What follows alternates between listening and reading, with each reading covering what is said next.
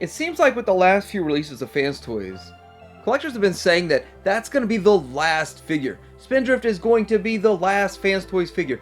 Fanstoys has been laying low, but now they no longer are laying low. This week we've seen a lot of reveals of pictures. They're really not reveals. We already knew they were coming. We've had pre-orders at some places, but now we have pre-orders at almost all places, but not every place yet. We're going to talk about the pre-orders. We're going to talk about these figures, the characters, and we're going to talk about how you might be able to get a pre-order if you missed out, if you passed on it.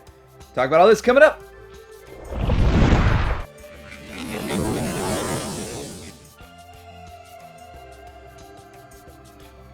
So this past week, we have gotten some updates from Fanstoys about future projects. We know now that we're going to be getting Chomp and Huffer soon, relatively soon. Now, we've got dates and pricing and some more stuff with this, but it's saying that we're not going to get either of these till December, so really not sure what's going on with all that. But looking at this, we're going to talk about each one of these real quick. First off, with Chomp, the price on it is showing $240. Now, the other places might show it cheaper. You might find it at BBTS for cheaper, but $240, that's a lot. I think that the expectation of pricing is like $220. And it's going to be a pretty good size figure because the other headmasters are pretty good size. But that is a huge chunk of money for what's probably a lower priority on a lot of people's collector list. Now, the pictures that they've updated appear to be actual pictures of the prototypes, and maybe they're digitally colored, but this may actually be colored prototypes. So the pictures showing up is exciting. It's showing they're moving forward on this project, on these projects, and so of course that's exciting and there's a lot of excitement about it. But the price is a negative, and the fact that the pre-orders that went up for the US retailers so far have sold out right away. Now, I had my pre-order in with Show Z a long time ago. Show Z will do pre-orders quite earlier than other places, but won't put a price up. But they will give you sort of the lowest price guarantee if you pre-order right away. And so that is going to work out in this situation for me, because when I pre-ordered it, it seemed like there was still a few more months of it available for pre-order until the pre-orders went away on Show Z. But it seems like nowadays, when Fanstoys puts a pre-order up for, maybe it's at TF Source, maybe it's one of these other places, it goes away fast. They sell out of the pre-orders in maybe minutes, sometimes hours if we're lucky. And it's even worse with reissues. Reissues sell out faster because of lower production quantities on reissues than a first issue, because they don't want to produce as many for a reissue as they will for a new issue. A new issue, nobody has it, so they assume all 4,000 or 5,000 people want it. But a reissue, not everybody still needs it, so why would they make the same amount? That's kind of the thought process behind why there's not as many of the reissues. And one of the reissues that they're talking about is getting Lupus in 2022, so that's a possibility, and I don't see why they wouldn't. But I heard they would not reissue Lupus. I heard it would be a 2.0. So that's kind of conflicting information coming from Fanstoys, so we'll see about that coming up. But there is no actual official word on Mindwipe. Are they going to reissue Dracula? Alright, so moving on to the Huffer, which still, the information I've got says December. Other places might say something else. I would expect to see at least one of these before December. But anyway, Huffer looks pretty good. He's a good looking bot, and he's $120.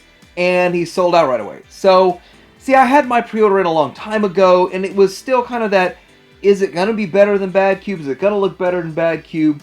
So they always had that kind of the question mark going on when it comes to their Huffer.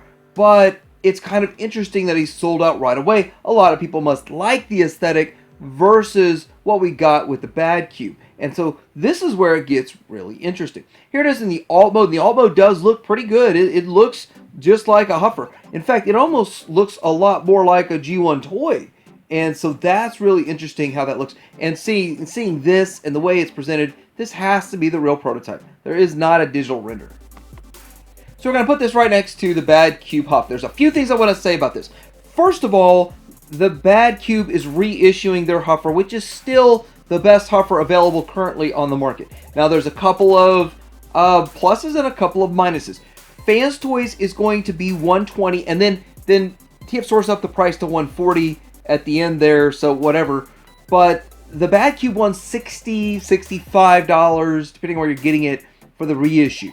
So double the price to buy the Fanstoys. The Fanstoys will probably have a better paint, and Fanstoys will probably feel heftier and more significant in your hand because of the die cast. And the big point of contention is the Fanstoys shoulders being so low on the bot. Now, of course, the reason for that is people say it's tune and toy accurate, but it's more for the transformation, to reduce the steps, to make it simpler. There's just less you have to do there, and that's why the shoulders are there, in my opinion.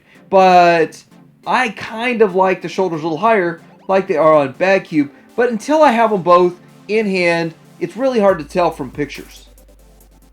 Now, I do want to point out that you can still go to many places and get the Fanstoys Spindrift 2.0. Now, I'm starting to wonder, why is this? Like, every Fanstoys product sells out right away.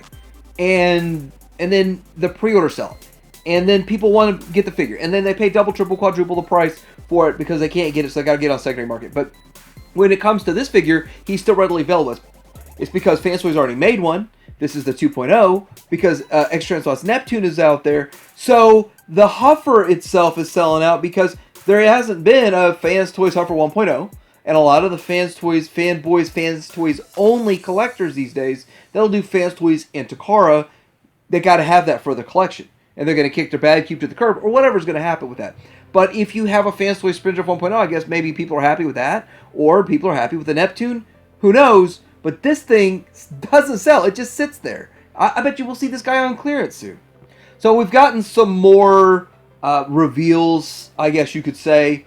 Now, these are digital renders, and the renders I think we've already seen before, but now they're Digibash colored or something. I don't know if Fanstoys did it or a fan did it or what happened, but they're all over the place. Anyhow, let's go ahead and talk about Jazz. So they named FT48 Jive, and he looks pretty good. He looks really good, and I've said this before, but the thing about his lower legs, where the wheel well kind of condenses down and goes into his leg, it looks really good. That's the best I've seen on a Masterpiece Jazz yet. Even better than Make Toys and better than what Toy World did, and then coincidentally what Zeta did using the same mold. So it looks good. There's a lot of things going for it. But again, this is the 4th version of maybe the 5th version of Jazz that we've seen. So if you're going to be last, you got to be best. And that's kind of what's going on with X-Transbot Springer. And that's what's going on right here. Alt mode looks great. And of course it looks great. I mean, it looks just like the Porsche. And the paint job. So I'm curious about how the paint job is going to look. Is it going to be really shiny paint? Because I think it will be. It's going to pop. How the window is going to look. Is it just going to be painted windows? So there's still some questions on that stuff, but it still looks really good.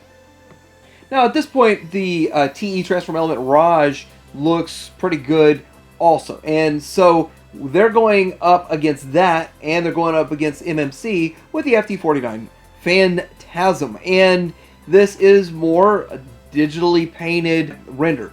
And it looks good. It looks great. I can't really see that it's done anything a whole lot better than what's already been done in the past. But it will have die cast, it'll feel heftier, and it'll probably have a bit of a more premium paint job. And again, that's why Fanstoys is there. But what's the price on these? I actually haven't seen a price on these yet. So here's the alt mode all painted up in the Digibash there, and looks good.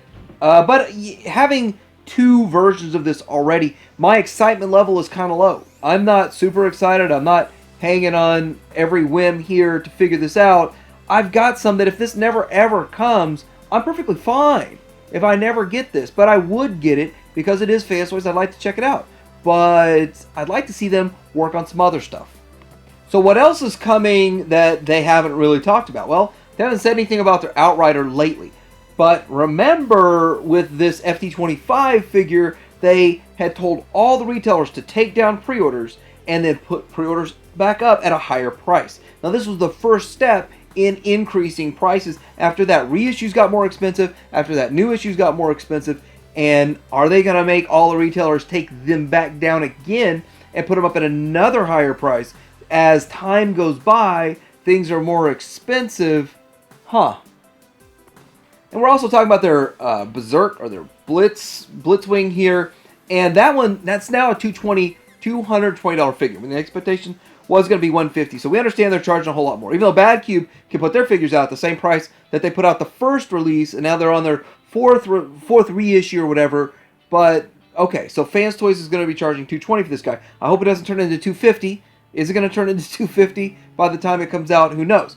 So anyway, there's no update on this guy, and a lot of people thought we would have heard updates on these before we got updates on some of the other ones. So why are we not getting updates on these? Possibly they're still working it out.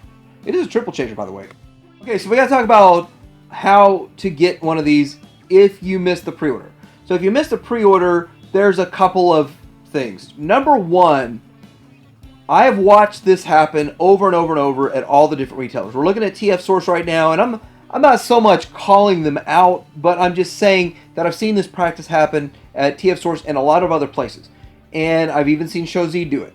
They fill their pre-orders, and then whatever excess they have, they put it back up, but they put it up at a bit of a higher price. Now, a lot of people get upset about that, or why is it 20 bucks more, or even in some cases $100 more than retail.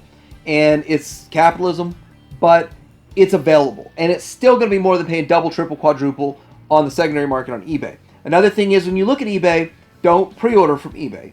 I would never pre-order from eBay. That's my personal. I guess you can do whatever you want. I would never pre-order from eBay. On eBay, I would wait until it's in stock and someone has it and they have good feedback and they've been around for a few years, and then I would order one from them, and of course you're protected if it never shows up. So those are a couple ways you can get it. Another way is trolling all your sites and just like refreshing a couple times a day once it's been released. Once it's been released. Or even right now, people might cancel their pre-order for whatever reason. It'll automatically pop back up, throw it back out there for you to pre-order, and then you can pre-order it. Or once it's released and they don't pay for it. If someone doesn't pay for it once it's been released, then it'll go into a non-payment relisting, and then you can buy it then. So there's a few ways you can still get these. It's just going to be a little bit more work if you missed out. But if one of the retailers hasn't put it up yet, then you want to start checking them daily. So Fanstoys is still around, and Fanstoys has a pulse. Fanstoys is going to be around for a long time. They have the strongest third-party branding out there, and they're going to do what it takes. These people are smart. They're not going to do anything that jeopardizes what they built. So laying low might have been the good thing for the last 6 or 8 months that they've done, and I'm happy for it. I look forward to all the products that they're going to put out. I've got them all pre-ordered, and I'm hoping that they're going to be as good as we expect. But what do you think about all the Fanstoys pre-orders? Did you get your pre-order in? Are you one of the ones that missed out that's still looking around? And are you passing on any of these? Because some people pass on it and then regret it. Let me know in the comments below. Like and subscribe. Titanium Hanger out.